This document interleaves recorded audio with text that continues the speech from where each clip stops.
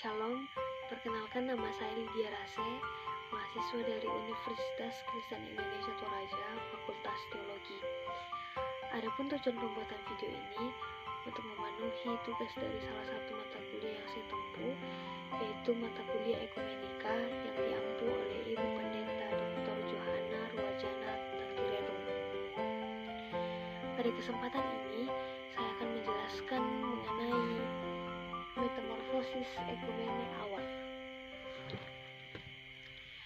Dalam metamorfosis ekumene awal, pertama diawali dari rumah yang didiami.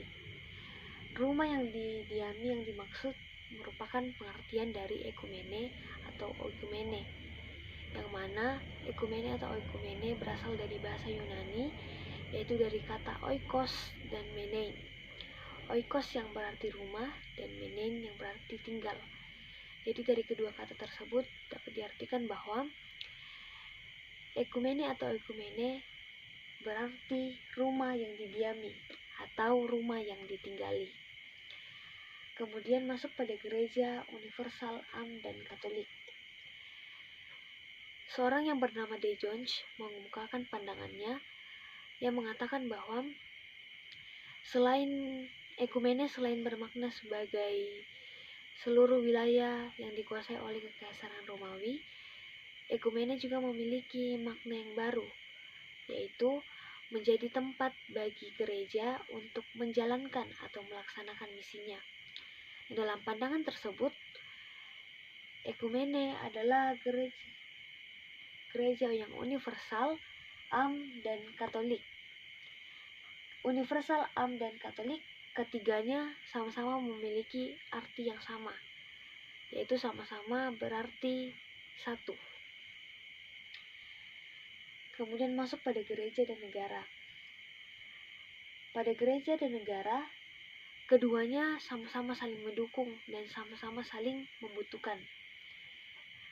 Karena gereja dalam memperluas kekuasaannya, negara membantu gereja dalam bentuk finansial. Kemudian negara meminta gereja untuk menyatukan doktrin agar negara dapat memperluas wilayahnya. Jadi gereja dan negara sama-sama saling membutuhkan. Maka dari itu, di antara gereja dan negara, keduanya terjalin suatu yang dinamakan perselingkuhan yang manis. Kemudian masuk pada skisma gereja.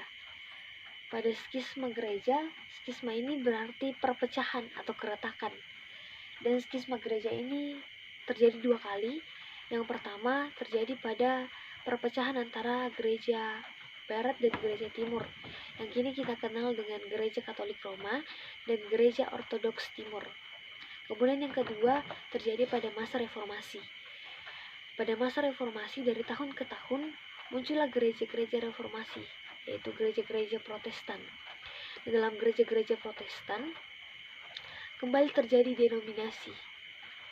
Nah, dari perpecahan-perpecahan yang ada di dalam gereja tersebut, maka beberapa dan bahkan banyak dari para tokoh gereja yang ingin untuk menyatukan kembali gereja-gereja. Kemudian mereka membentuk suatu gerakan yang disebut dengan gerakan ekumene. Kemudian masuklah pada pemahaman baru ekumene, di mana gerakan baru, yaitu gerakan ekumene, dibentuk dengan tujuan untuk mempersatukan gereja-gereja yang mempunyai latar belakang teologis yang sama, yaitu yang lahir dari tradisi Calvinisme.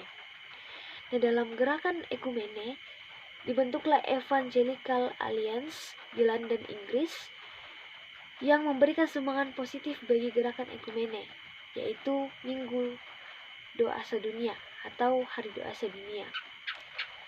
Kemudian pada gerakan ekumene juga dilaksanakan konferensi pekabaran Injil sedunia di Edinburgh pada tahun 1910 yang diprakarsai oleh John R. Mott dan Joseph H. Oldham.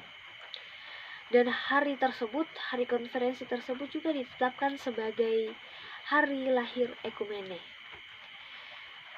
Kira-kira Seperti itulah metamorfosis ekumene awal yang bisa saya sampaikan kepada saudara-saudara. Kiranya apa yang saya sampaikan bisa saudara-saudara mengerti dengan baik. Demikianlah penjelasan saya. Terima kasih untuk perhatiannya.